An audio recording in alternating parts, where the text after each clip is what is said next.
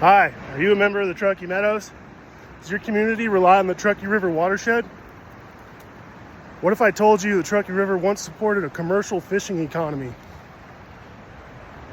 This is the demise of the Lahontan cutthroat trout. It's the mid-19th century. The California gold rush is coming to an end, and the Comstock lode has been discovered in northern Nevada. All the damn Californians are moving here. Several industries pop up as a result of this growth, most notably mining and logging.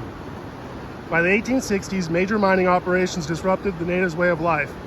However, they continued their practice of spearing and trapping fish and found success selling and trading with settlers. One primary method involved targeting tributaries during the spawning season. White fishermen quickly caught on and copied their methods and began constructing bigger and better traps, as well as using dynamite. Author, lawyer, and journalist Charles McGlasson of Truckee recorded in his memoirs a visit to a Washoe Indian fish harvest, estimating 500 pounds of fish being caught per man. By 1869, the overfishing during the spawn became evident, and attempts were made to regulate fishing. Meanwhile, in the uppers of our watershed, at Truckee, Tahoe, and Donner, logging was the dominant industry. Several sawmills were constructed along the river where timber would be floated down and converted to lumber for use. The dumping of sawdust became an environmental disaster in its own. In 1874, the sawdust and milling debris was so bad it blocked off the inlet at Pyramid Lake, diverting the river entirely into Lake Winnemucca. Extensive logging, cattle, and sheep grazing led to further sedimentation and disruption of spawning habitat. The invention of the refrigerated rail car and the developed network of railway led to the Lahontan cutthroat trout becoming a commodity throughout the West, found at restaurants in Salt Lake City, San Francisco, Sacramento, Denver, etc.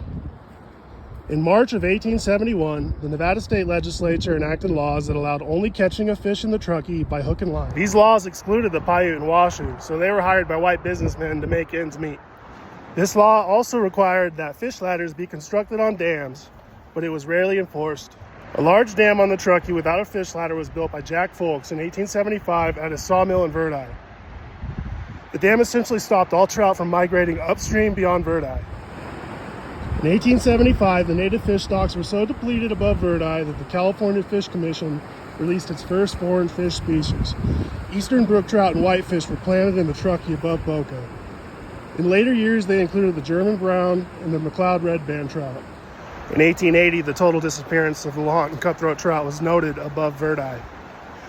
Even as this happened, downstream at Wadsworth, over 140,000 pounds of trout were being harvested a year. The turn of the century did not improve things either, as other industries and innovations moved in. In 1895, municipal sewage was installed throughout Reno, concentrating waste into the river. By 1897, the first recorded algae blooms were seen in the Truckee.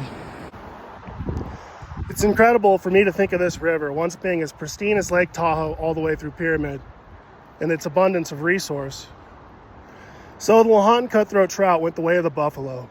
In less than 30 years, the Western way of life destroyed an ecosystem which had existed for a millennia. I think this story is a great example of the tragedy of the commons.